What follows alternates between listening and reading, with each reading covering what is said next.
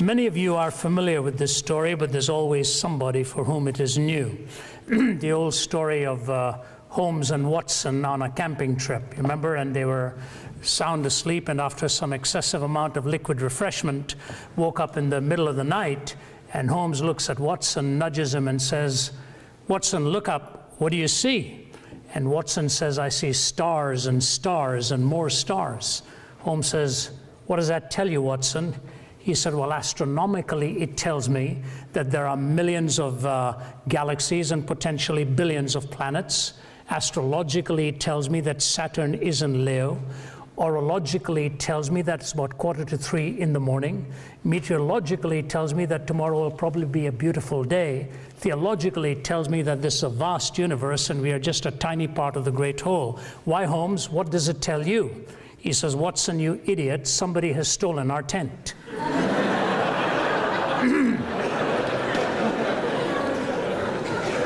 You know, you can be very profound in an answer and miss the larger point.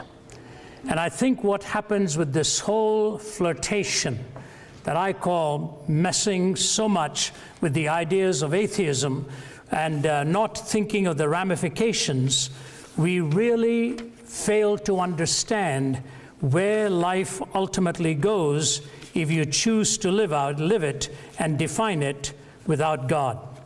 Years ago, somebody penned these words that I'd like to read for you. It goes like this: "First, dentistry was painless, then bicycles were chainless, and carriages were horseless, and many laws enforceless.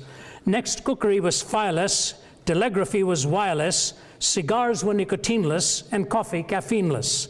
Soon oranges were seedless, the putting green was weedless, the college boy was hatless, the proper diet fatless.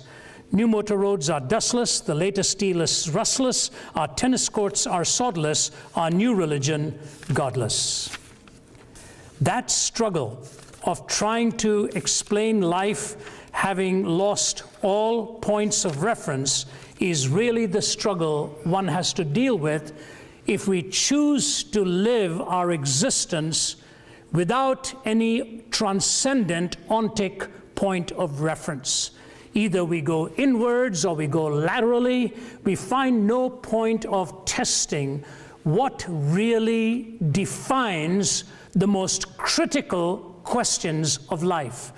And to the credit of Friedrich Nietzsche, when he wrestled with the idea of the madman running into the marketplace and looking for God in his Thus Spake Zarathustra, one has to at least credit Nietzsche with the fact that he was dealing with the entailments of that kind of conclusion.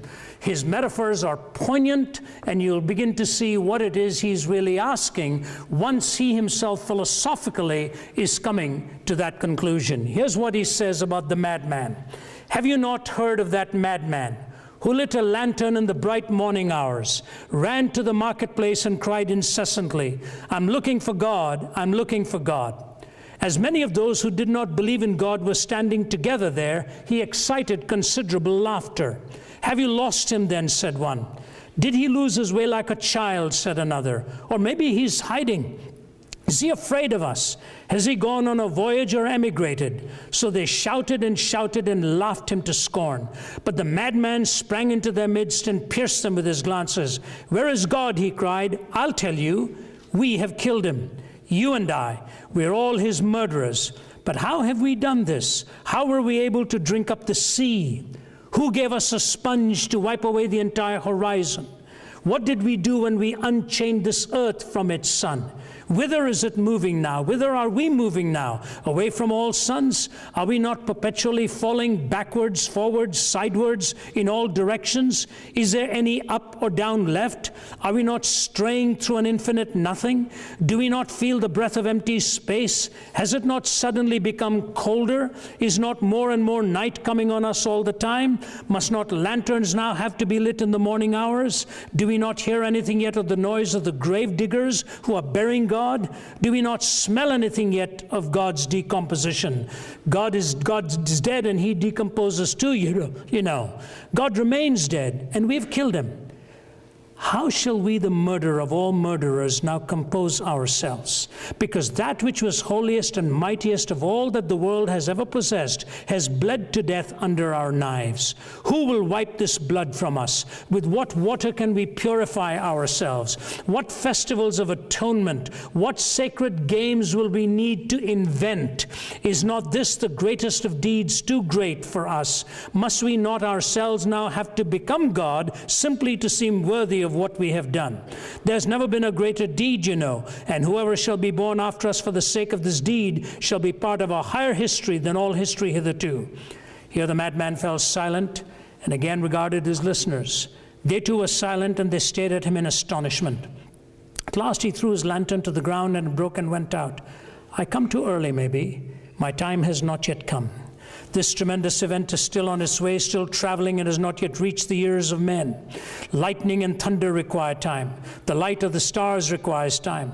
Deeds require time, even after they are done, before they can be seen and heard. This deed is still more distant from them than the distant stars, and yet they have done it themselves. It has been related further that on the same day that the madman entered diverse churches, and there sang a requiem, Aeternam Deo. Let out and quieted, he is said to have retorted each time, what are these sepulchres now, if they are not the tombs and sepulchres of a dead God? I recall some years ago, and it's still during the Cold War in the 1980s, having to speak at the Center for Geopolitical Strategy in Moscow, and followed immediately after that at the Lenin Military Academy. It was as ice-cold a situation, emotionally speaking, as you could imagine. I was literally put at a table and in front of a table and a chair all by myself, and the entire faculty circled the room there in their uniforms, and were going to quiz me for about 3 hours on this whole issue of theism vis-a-vis atheism. It was a nerve-wracking situation to be in, with their ice-cold stares and their pointed questions coming obviously in a very hostile way, giving all kinds of illustrations from their history. And I remember making the defense of theism there. And I'll never forget the statement made by the head of the institution. All of their great leaders, if you walked in, it's 8 stories above ground and 4 stories below ground. From Peter the Great all the way to Kutuzov the general and to their modern leaders, their pictures were on the wall. And my wife was with me and one of my colleagues. And as we were walking out, the head of the institution grabbed my hand and he looked at me, and I quote and tell you exactly what he said. He says, Mr. Zacharias, I'm afraid I think you are right, but it's very difficult to change after 70 years of believing a lie. I didn't put those words into his mouth, but he knew the ramifications of what happened when Stalin moved from a study in a seminary preparing for the ministry to an avowed disbelief in God, and after having eliminated 15 million of his own people, Svetlana testified, sustained by 2 or 3 historians since, and Svetlana before the BBC in an interview said this. Malcolm Muggeridge, the journalist who had interviewed her, personally told me this story while I was visiting him. He said, hunched over as an old man, he said, I'll never forget what Svetlana described in the death of her father. As she stood by his bedside, the last thing that Joseph Stalin did, the last physical act, was to clench his fist towards the heavens one more time, threw his head back on the pillow, and he was gone. He'd lived a life with the ramifications of having wiped away the horizon, needing a lantern to be lit in the morning hours, sacred games that he tried to invent. Who gave us such power to do this? Who will wipe the blood from the knives that we have used, philosophically speaking? Atheism is flirting with the same dangers. To his credit, and I quote David Berlinski, a skeptic himself, who quoted Richard Dawkins in an interview and gave him credit for an answer. When Dawkins was asked if he would really want to live with the metaphysical, moral ramifications of the Darwinian worldview. Dawkins was asked this question, and Berlinski quotes him. Dawkins says, no. And he was asked why. He said the end result could be fascism. This was Dawkins. Now, Dawkins doesn't necessarily, of course, believe that there's no point of reference for good and bad and whatever, but when pushed on the whole issue of a Darwinian metaphysic extrapolated into the value system, he said, no, the logical outworking could be fascism itself. But here's what I want to do. I want to start off by defining what atheism is, because sometimes there's a softer version that is treated as atheism, but which is really not. It is an agnosticism. Somebody saying, I don't know, I don't claim to know. If I have enough evidence, I would believe, but I'm not going to come hardline down and say in a categoric denial of the absolute, the existence of a personal moral first cause. Etienne Born, the French philosopher, says this: atheism is the deliberate, definite, dogmatic denial of the existence of God. It is not satisfied with appropriate truth or relative truth, but claims to see the ins and outs of the game quite clearly, being the absolute denial of the absolute. Paul Edwards, Volume 1, page 175 in his multiple-volume Encyclopedia of Philosophy. Here's what he says: an atheist is a person who maintains that there is no God. That is, that the sentence God exists expresses a false proposition. He's a person who rejects belief in God. So there you have, both from Etienne Born and from Paul Edwards, how the definitions actually fall out in a philosophical dictionary on what atheism avers and what it ultimately clings to. Now, if I came, sometimes when I describe myself as having come from an atheistic background, it's probably a strong term. I was more non-theistic, never gave the idea of a personal God any credence in my life. Growing up in the city of, I was born in the south, in the city of Chennai, and raised in the north. My parents, one came from Kerala, one came from Chennai. My dad was from Kerala, mother was from Chennai. Kerala has produced some of the greatest Hindu philosophers in India, and some of the biggest names in Hindu philosophy come from Kerala. It's sort of the intellectual philosophical capital of the land of India itself. My dad descended directly from the Nambudris, which were the highest caste of the Hindu priesthood. So all that going back for decades into my heritage, but somewhere along the line a conversion had taken place, but it became very nominal. The Christianity in my home was completely nominal. I had no personal interest. I don't think in all of the way up to my late teens I'd ever cracked open a Bible on my own. Frankly, I don't know if we had one in our house. But that's the way I lived and thought. And actually, when I finally encountered these struggles and these claims, it had a dramatic impact upon my life. I'll probably save that for later. The struggle I've had since then in my teens, as I struggled and thought of the ramifications of a naturalistic, materialistic world of ours with no transcendent, no personal moral first cause, where does one go with definitions? How do we define the most essential things in life?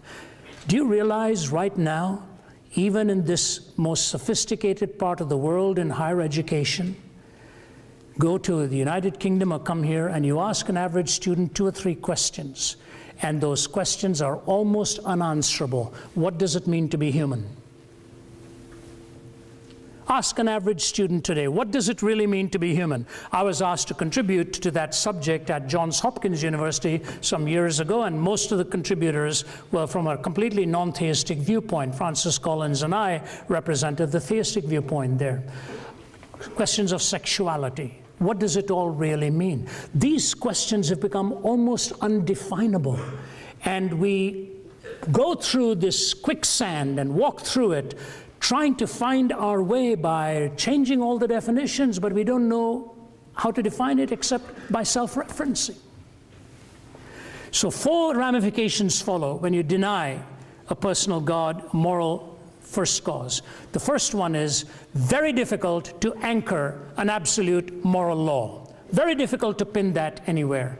How does one actually arrive at moral reasoning, trying to find the explanation for good and bad. Now, to be sure, naturalists have made every effort. In fact, Sam Harris's latest book, as a student of neuroscience at Stanford, he's made a valiant effort to explain all of this as he sees it. Nothing new in the argumentation, nothing new has come. Because if you take his presuppositions, it still holds true that there are at least 7 forms of humanism that can develop in their ethical theories. There's the evolutionary humanism of Huxley, the behavioral humanism of Skinner, the existential humanism of Jean-Paul Sartre, the pragmatic humanism of Dewey, the Marxist humanism of Marx and Feuerbach, the egocentric humanism of Ayn Rand, and the cultural humanism of Carlos Lamont. Just take 2 of them. The materialistic humanism of Marx or Lenin and so on, and of the egocentric humanism of Ayn Rand, 2 completely different political theories emerging from both of their pens, both from a starting point of no God. So it doesn't hold true when they tell you we can find a logical outworking to this, we can reasonably arrive at this. You know, we are all ultimately framed and shaped in ways that truly force us to rethink our whole worldview at some point in life where something very difficult transpires. I was invited, when I was still in my 30s and 40s, I was invited to lecture in Krakow, Poland, and in Warsaw. The Cold War was still raging. And I arrived in Warsaw, finished my talks, and the man who had invited me asked me if I'd ever been to a death camp.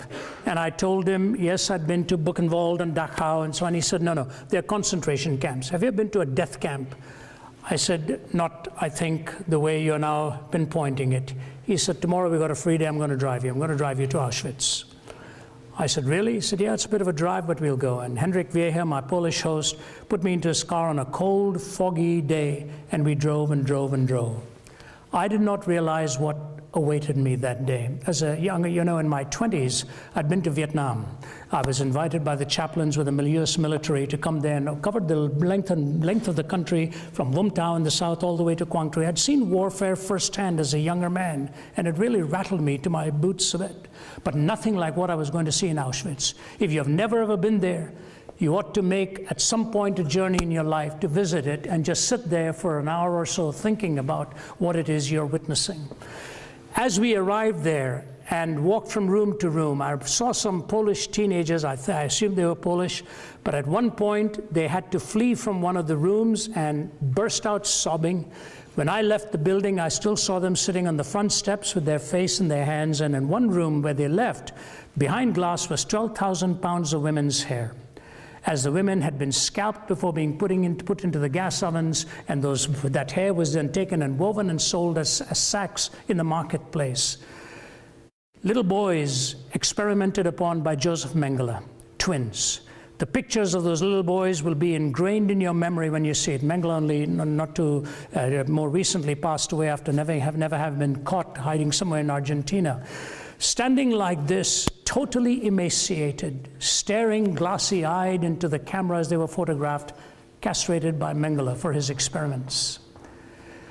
And then I walked finally to the room where they were told they were getting their showers, but where they were gassed to death in this camp alone at the rate of 12,000 every day. And outside the room were the words of Adolf Hitler: I want to raise a generation of young people devoid of a conscience, imperious, relentless, and cruel. I thought to myself, what happened in the mind of a man who swayed one of the most brilliant nations into either coming along with him or pay dearly with their own lives if they did not condescend in some way?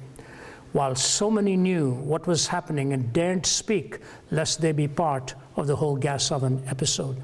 In today's newspaper, in the Daily Mail in London, there's a critique given of a new book by a professor from King's College who's written a book called The Dictators. And he has covered in one chapter Hitler, and another chapter Stalin. And he has clearly delineated, so forget all this stuff that you'll sometimes hear from atheistic philosophers. Christopher Hitchens was one of them. And what this writer refers to Hitchens and Dawkins and some of the others as sort of doing cartwheels on the head of a pin, trying to prove their point. that Hitler was a Christian, that Hitler was a God-fearing man. Read the specific statements in this latest book called The Dictator of what Hitler's goal was all about, what his view was on the Christian faith. In fact, Hannah Arendt, who describes the last walk of Adolf Eichmann as he was going to his execution. Hannah Arendt, if I'm not mistaken, was I think wedded to, or certainly the mistress of Martin Heidegger, the German philosopher, who did not know how to exactly come down on the Holocaust himself. But here's Hannah Arendt writing in her book on Adolf Eichmann. Listen to this last paragraph. Adolf Eichmann went to the gallows with great dignity. He had asked for a bottle of red wine and drunk half of it. He refused the help of the Protestant minister, the Reverend William Hull, who offered to read the Bible with him. He had only 2 more hours to live and therefore, quote, "no time to waste for me," he said. He walked the 50 yards from his cell to the execution chamber, calm and erect, with his hands bound behind him. When the guards tied his ankles and knees, he asked them to loosen the bonds so that he could stand more straight. "I don't need that," he said. When the black hood was offered him, he was in complete command of himself. Nay, he was more. He was really completely himself. Nothing could have demonstrated this more convincingly than the grotesque silliness of his last words. He began emphatically by stating that he was no believer in God, to express the common phrase that he was no Christian and did not believe in life after death. But then he proceeded, "After a short while, gentlemen, we shall all meet again. Such is the fate of all men. Long live Germany, long live Argentina, long live Austria. I shall not forget them." In the face of death, he had found the cliche used in funeral oratory. Under the gallows, his memory played him the last trick. He was elated, and he forgot that really this was his own funeral. It was as though in those last minutes, he was summing up the lesson that this long course in human wickedness has taught us, the lesson of the fearsome, word and thought-defying banality of evil. The trivialization of evil. That's exactly what happens when you do away with a moral point of reference and a sacred definition of human essence. You desacralize life, and all of this becomes nothing more than political game playing. And that's why Richard Rorty, who had no critique to offer the Holocaust, except that I find it revolting, says this: if moral imperatives are not commanded by God's will, and if they are not in some sense absolute, then what ought to be is a matter simply of what any one of us decides should be. There is no other source of judgment. Kai Nielsen, the Canadian atheist.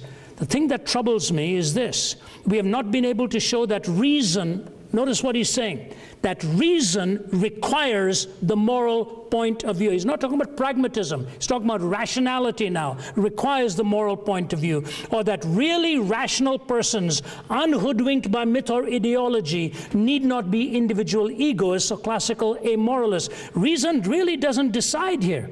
The picture I've painted for you is not a pleasant one. Reflection on this depresses me. Pure practical reason, even with a good knowledge of the facts, will not take you to morality. And then a footnote by Bertrand Russell. He says, you know, I cannot live as though ethical values are simply a matter of my personal taste, and therefore I have found my own views actually quite incredible. I don't know what the answer is. Pretty grim stuff. And so if you ask me, what happens when we abandon God and move away to self-referencing moral reasoning? I like reading the poets. I like listening to the lyrics of songwriters, because they are sometimes much more poignant in admitting reality than abstract philosophers might do. Here's one of the rock groups, King Crimson, years ago. Cat's Foot, Iron Claw, Neurosurgeons, Scream for More, From Paranoia's Poison Door, 21st Century Schizoid Man. Blood Rack, Barbed Wire, Politician's Funeral Pyre, Innocents Raped with Napalm Fire, 21st Century Schizoid Man. Death Seed, Blind Man's Greed, Poets Starving, Children Bleed, Nothing He's Got He Really Needs, 21st Century Schizoid Man. The walls on which the prophets wrote is cracking at the seams. Upon the instruments of death the sunlight brightly gleams. Will no one lay the laurel wreath as silence drowns the screams? Between the iron gates of fate the seeds of time are sown, and watered by the deeds of those who know and who are known. Knowledge is a deadly friend when no one sets the rules. The fate of all mankind, I see, is in the hands of fools. Confusion will be my epitaph as I crawl a cracked and broken path. If we make it, we can all sit back and laugh, but I'm afraid tomorrow I'll be crying. Songwriters, my study of the romantic poets, lyricists, poets, you saw what they were saying in reality because they connected this with this, the head with the heart, and the entailments that follow. Why am I not an atheist? I simply cannot find a rationally defensible way for moral reasoning. And the fact of the matter is, we are at our core moral beings. Those who deny God's existence, what do they invoke? Too much of evil and suffering. On what basis? How do they even arrive at that moral reasoning? Number two, the question of meaning.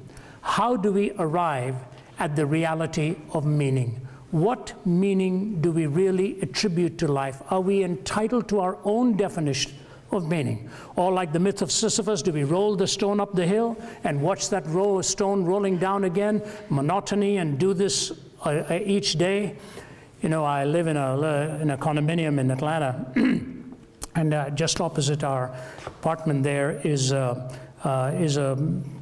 little playground for dogs, and every morning 6 or 6:30 they're all out with their dogs, and somebody comes, throws the ball, the dog runs, picks it up, brings it back.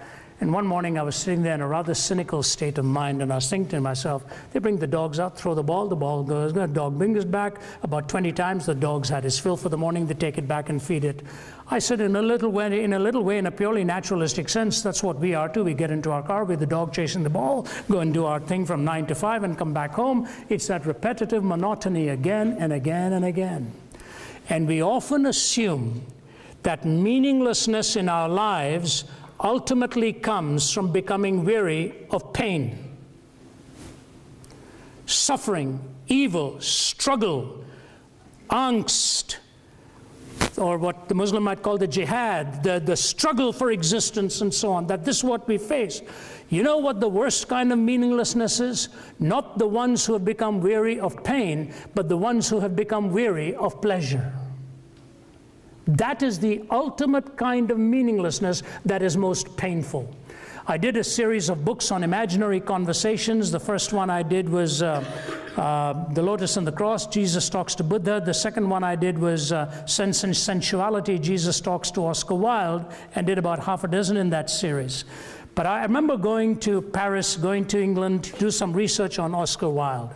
Went and visiting the hotel where he ultimately passed away in his 40s.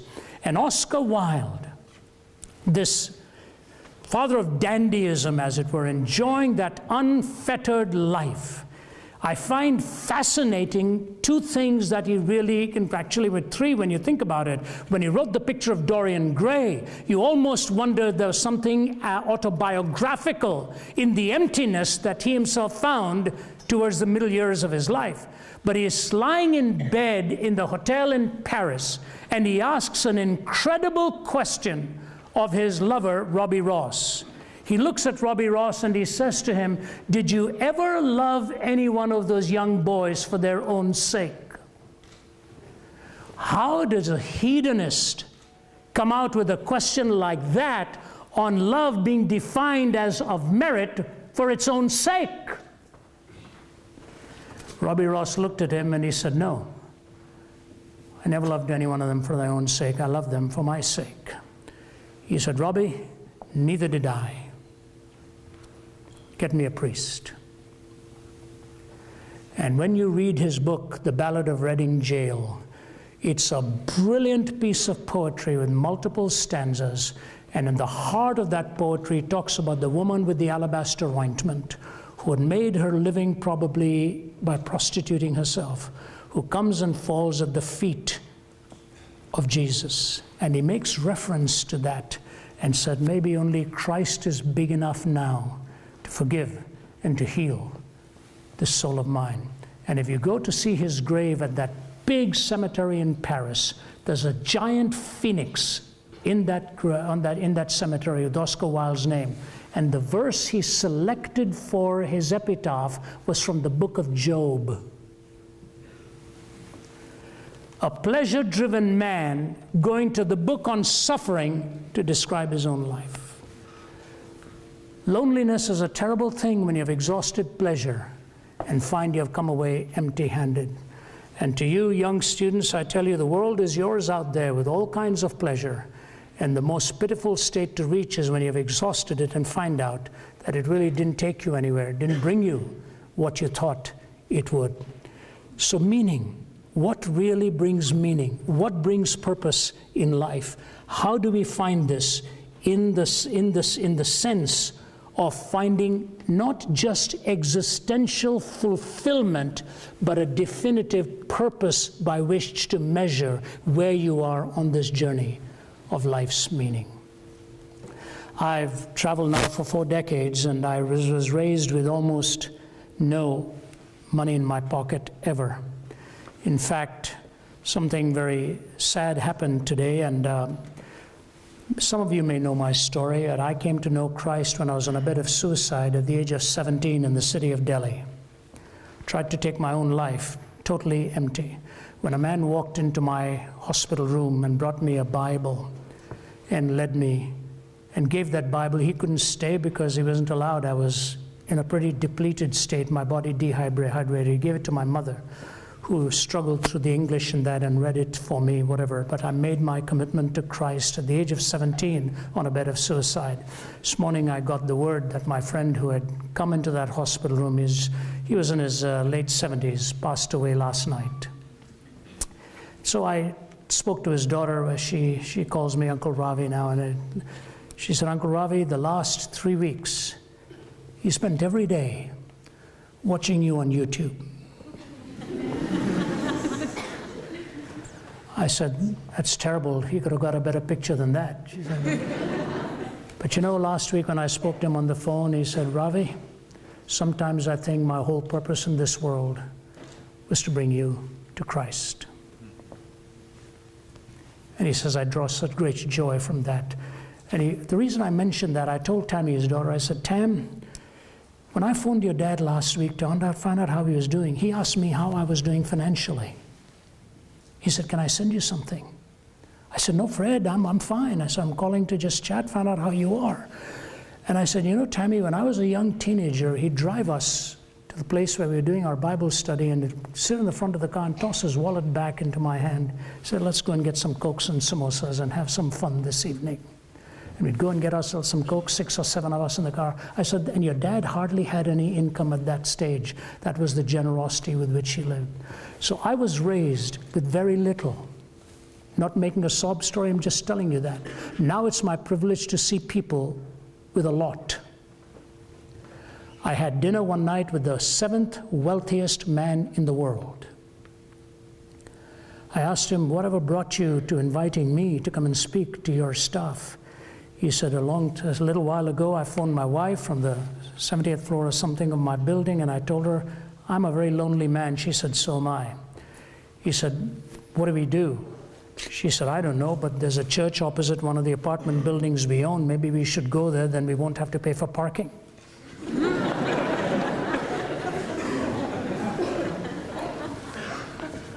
And you know what he told me? When he could buy everything he wanted, he had never reached such a lonely moment as that. It's true. So think about it. What really brings life meaning? No moral point of reference, no meaning. Thirdly, quickly, there is no hope.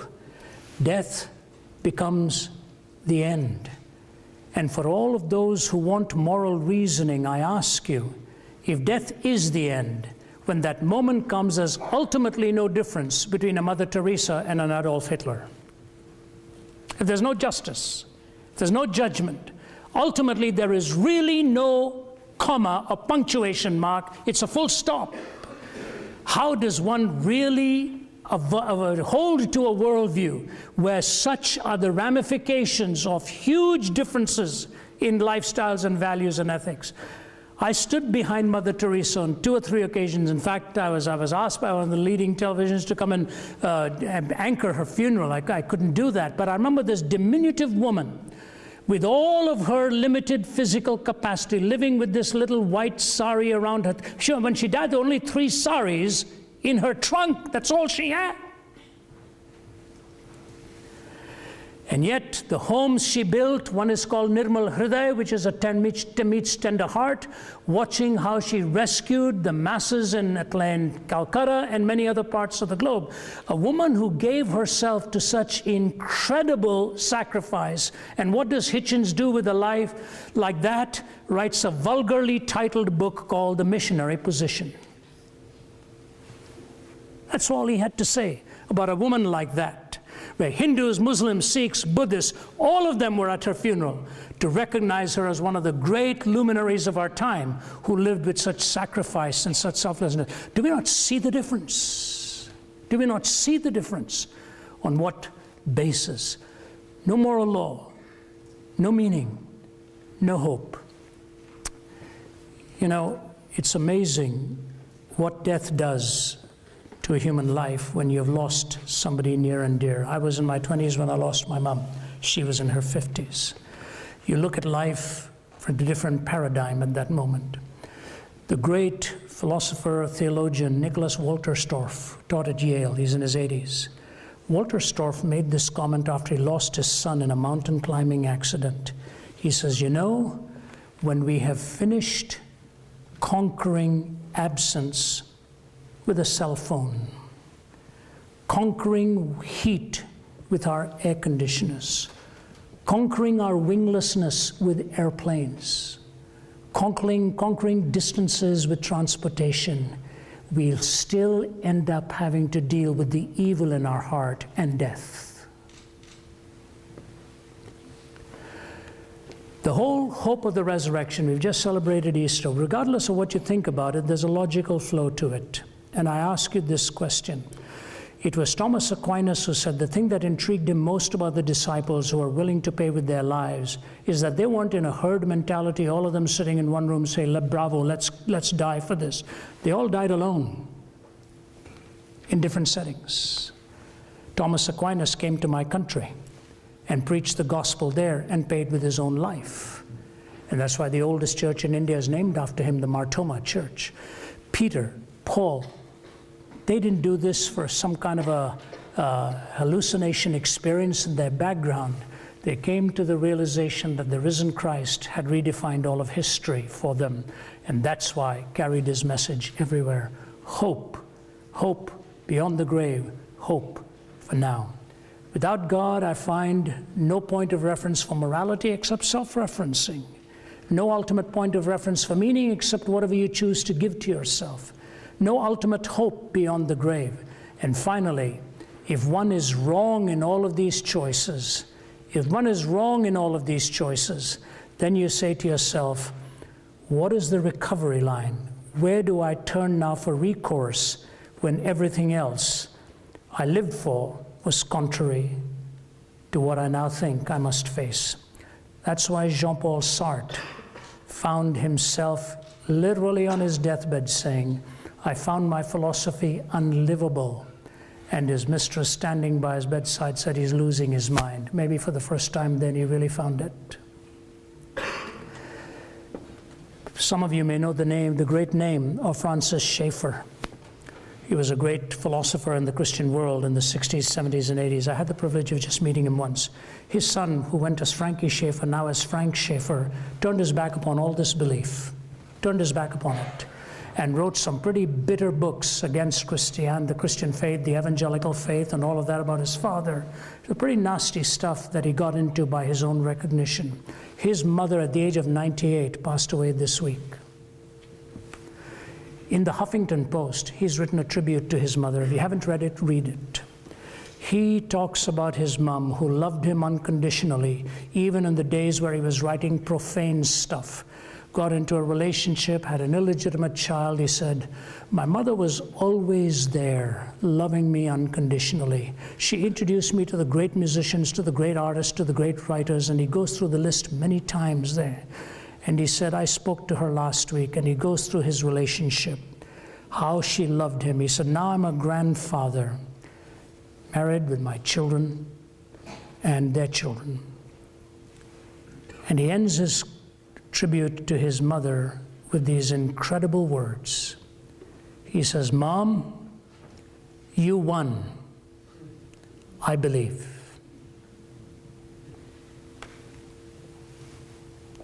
Mom, you won. I believe. There's just enough of a human in me to say, you know, Frankie, she would have loved it if you told her that minutes before she's gone. She would have just had a smile on her face.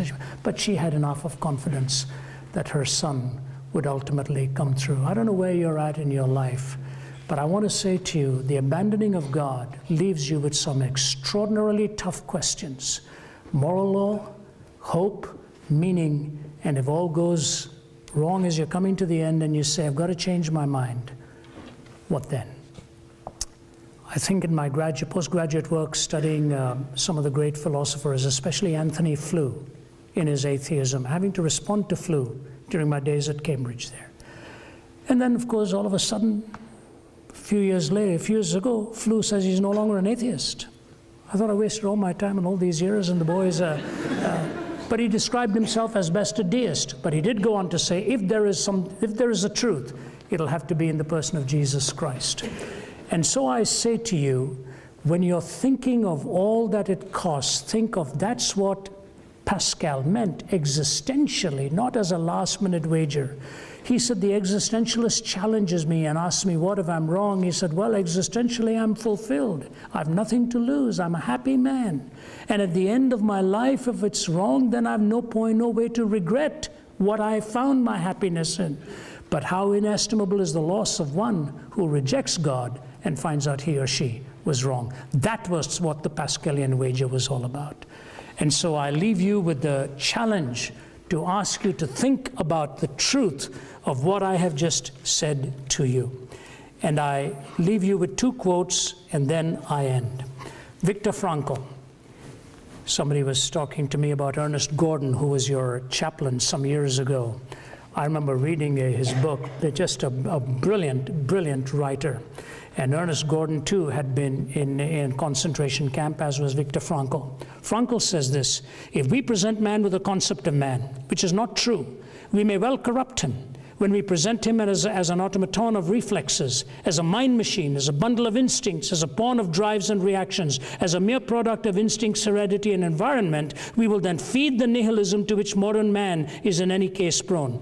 I became acquainted with the last stage of corruption in my second concentration camp, Auschwitz. The gas chambers of Auschwitz were the ultimate consequence of the theory that man is nothing but the product of heredity and environment, or as the Nazis like to say, of blood and soil. I am absolutely convinced that the gas chambers of Auschwitz, Treblinka, and Majdanek were ultimately prepared not in some Ministry of Defense other in Berlin, but rather at the desks and in the lecture halls of nihilistic scientists and philosophers. So an academy like this has an immense responsibility on what it does behind its lecterns and its lecture halls and what it imparts to you. Matthew Paris is a prominent journalist in the United Kingdom, an atheist and with a lifestyle that would be very contrary to the theistic framework. He was raised in Malawi, and he went to Malawi 2 Christmases ago, and he came back and he wrote a stunning article in the Times. He said, I find myself shocked that I'm about to say what I'm going to say. He said, because it challenges every philosophical bone in my body. He said, as one who has lived disavowing God and as an atheist, I'm staggered by the fact of what I'm seeing and about to state in this article. He said, Africa is in serious trouble. And he goes on to describe all that is going on there. He says, and if something doesn't happen, it'll end up with the sinister mix of Nike and the machete at the same time. And he says, what I've concluded is this: Africa doesn't just need another ethical theory. He said, what I saw with my own eyes was what the Christian gospel did for the people, how that new birth changed their hearts. He said, I'm amazed that I'm saying things like this. He said, and yet I'm convinced an ethical theory is not what the African continent needs. It needs the gospel of regeneration and the gospel of redemption. I would have just added one footnote to Mr. Paris's words. Mr. Paris, not just Africa, the whole world. That's what the whole world needs. Why am I not an atheist? I simply cannot build a life coherently with life's deepest questions that continue to haunt when you're running from God. I leave that with you for thought, and will respond to your questions along with Vince Vitale. Thank you very much.